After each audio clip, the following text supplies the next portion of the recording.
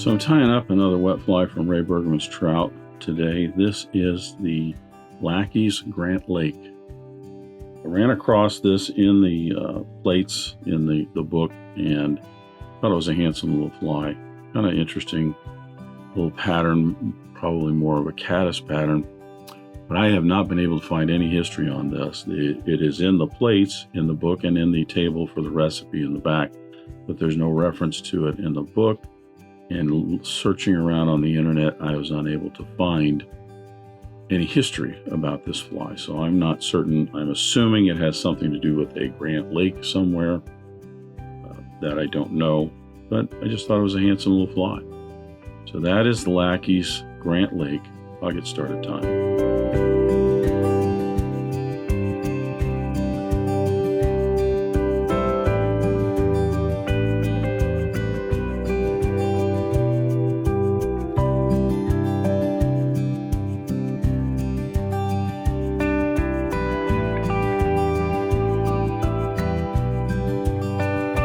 I'm going to start the fly with my hook and the vise. This is a Mustad 3399 and a size 6. This is a standard wet fly hook. It's a little bit heavier wire. It's a standard Sproat hook, as they call them. You could, if you don't have the 3399, you could use like a 3906B, which is a heavier nymph hook. The gap of the hook is a little bit narrower, but that is an option. I'm going to debarb the hook. I'm going to attach my thread. For thread, I'm starting out with a Danville 70 denier in white. And the reason for that is there is an olive floss body on this, and I don't want to darken that up with a black thread. There is a tag and a tail on this, but no rib. So I'm going to bring my thread down to just past the point of the hook. Here I will attach the tinsel for the tag. The tinsel I'm using is a Danville silver and gold Mylar tinsel in a size 16.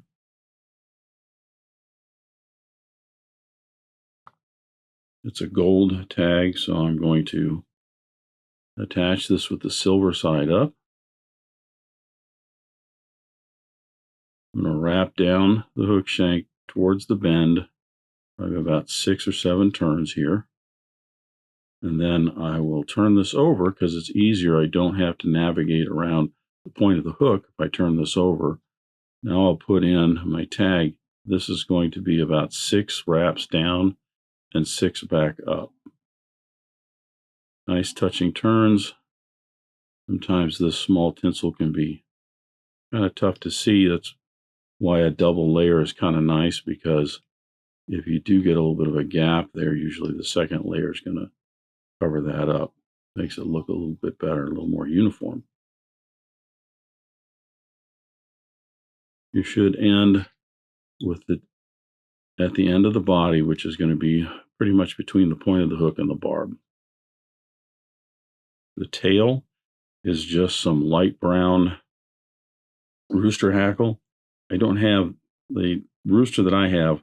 I'm using some American rooster cape from Whiting. It's not really a light brown. The tips are a little bit lighter. So I'm going to use those. Doesn't take much. I'm going to tie those in so those are about a shank length, maybe a little bit longer.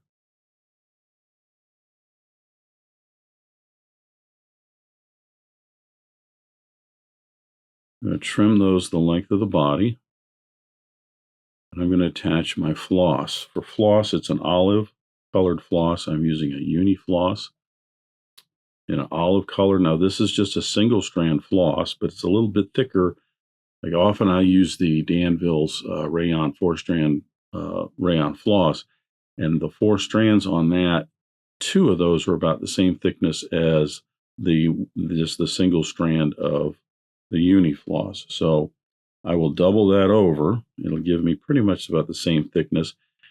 And it isn't that I'm looking to make a thick body as much as the wider the floss as I'm wrapping it on, the quicker I'll actually get that body on the hook.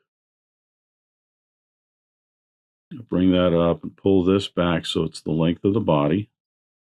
Now I'll wrap my thread forward, put some more wax on my thread, and wrap my thread forward, collecting that floss and the butt ends of the tail down to the hook shank for a nice smooth underbody.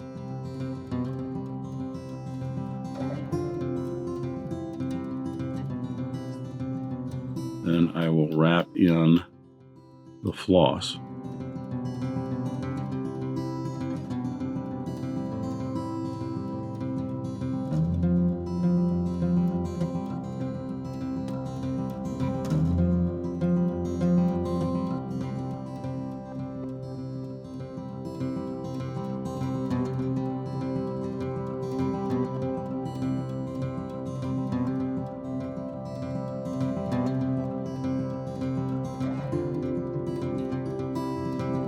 Secure that in at the end of the body. Trim away the excess.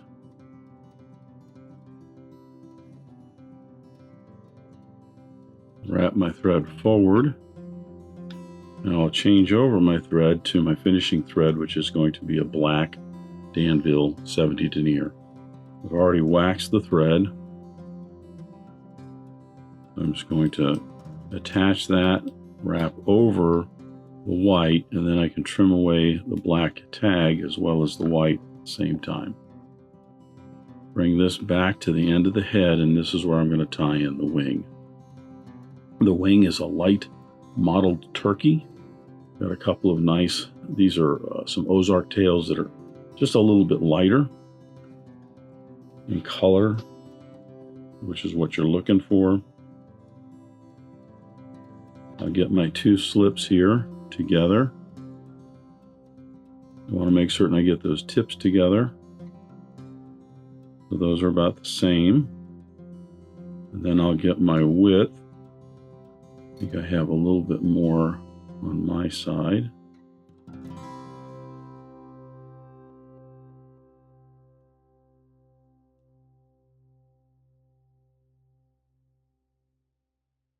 Now I'm going to tie those in. I'm going to measure those. So they are just about halfway down the tail. A little pinch and loop here, and I'm going to assist this a little bit. I'm pinching hard with my, not real hard, but hard enough with my left hand. So, and when I'm holding this piece in with my right hand, the thread is basically hanging over the wing material. If I push down with my right hand here, it helps the bobbin, kind of pulls that material down for me, and I find I get a little bit better sloped wing when I do it that way.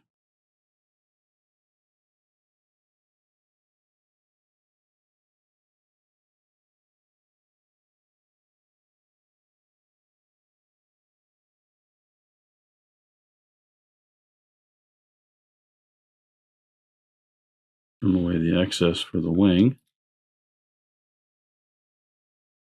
Securing those butt ends and smoothing this space off for our hackle.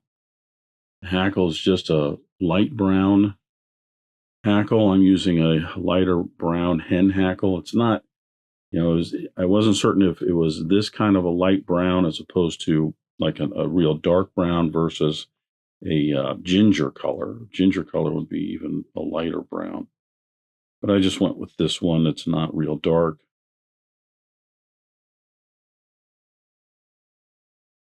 The interesting thing is these flies are created at a time people are using their materials that they have, and they find something that works.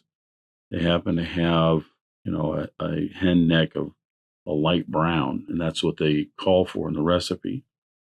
Well, you might not be able to get that shade anymore, or it could be that there aren't manufacturers out there that make dye any of these in a light brown. So you have to hunt around where you get one that has a dye lot that's closer, or at least what you're looking for.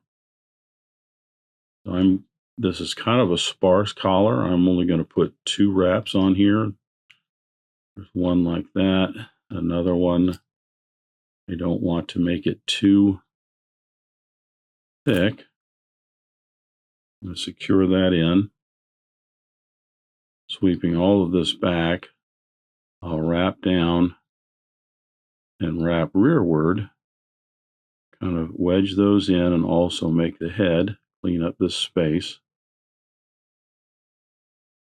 I can take and pop that off.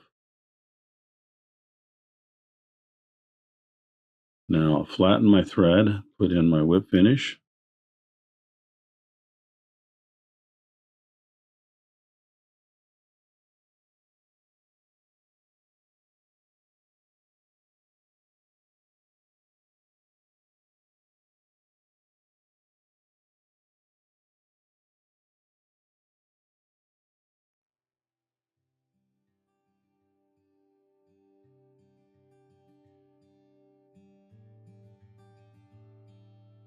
So I'm going to put some head cement on this, and then I will come back with a coat or two of clear lacquer and then black lacquer to give this a nice glossed finish.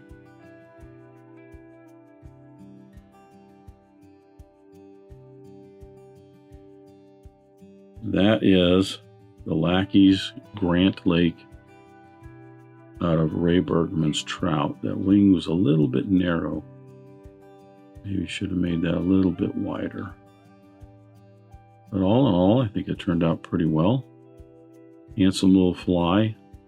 I imagine it's kind of more of a caddis pattern. Most of your wet flies or even nymphs that have olive in them and green are trying to mimic caddis larvae and things like that. But that is the Lackey's Grant Lake wet fly. Thanks for watching today. Thank you for joining me at the Vise today. I hope you learned a new pattern, at least a tip or trick here and there.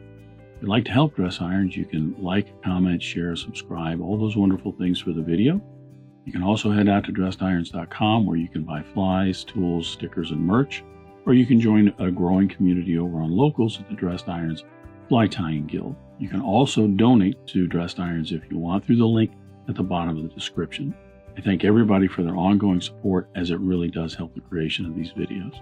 But what's important is to remember, only fly tying. If you're not having fun, you're doing it wrong.